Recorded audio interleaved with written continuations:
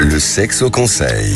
Alors, vous parlez bien sûr beaucoup de sexualité aussi dans ce livre, le cerveau des amoureux aux éditions Odile Jacob. Et donc, vous allez pouvoir réagir à mon Love Conseil. Est-ce que la sexualité, c'est le baromètre du couple?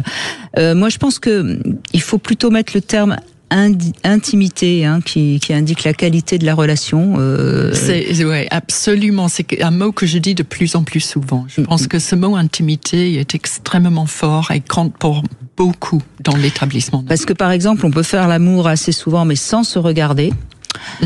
Et du coup, on n'est pas réellement en harmonie parce que il y en a peut-être un d'ailleurs qui cède aux avances répétées du partenaire et qui finit par de plus en plus le détester. Voilà, donc on peut faire l'amour très souvent sans pour autant penser que ça renforce le lien amoureux, comme on peut faire l'amour pas très souvent, mais éprouver un amour fort et solide. Voilà, donc c'est vraiment important de comprendre que quand un couple n'a plus de gestes tendres, quand il ne s'embrasse plus, quand il est plus capable d'être proche, assis dans le canapé, éventuellement en se tenant la main, eh bien, ça montre que le couple est peut-être en danger.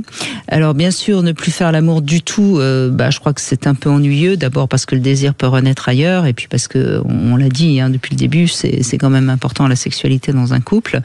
Alors, une sexualité harmonieuse, c'est une notion qui est quand même assez subjective, mais je crois qu'il y a plusieurs paramètres, et ça va dépendre évidemment depuis quand le couple existe. C'est sûr qu'un couple qui existe depuis 20 ans aura moins de rapports sexuels qu'un couple qui vient de se rencontrer. L'âge des deux partenaires aussi, la libido baisse quand même avec l'âge, même si elle ne s'éteint pas. Voilà, donc tout ça c'est à comprendre ensemble, et c'est rare quand un couple va pas bien que la sexualité soit harmonieuse. On peut pas se faire la guerre toute la journée en quelque sorte et faire la paix sous la couette. Donc c'est important de communiquer sur le sens qu'on donne à la sexualité et à l'amour, et puis de trouver ensemble son juste équilibre. Et c'est quelque chose sur lequel je pense que vous êtes d'accord avec ça. On n'est pas assez éduqué sur comment parler du sexe, parce que le fait de se raconter quand on a fait l'amour, comment je l'ai vécu, ce que ça m'a fait, si c'était bien, pas bien, ce que j'aurais aimé de plus, de moins, etc. Je pense que les couples ne se donnent pas le temps ou même juste le savoir-faire. Et vous en parlez d'ailleurs dans ce livre, Le cerveau des amoureux.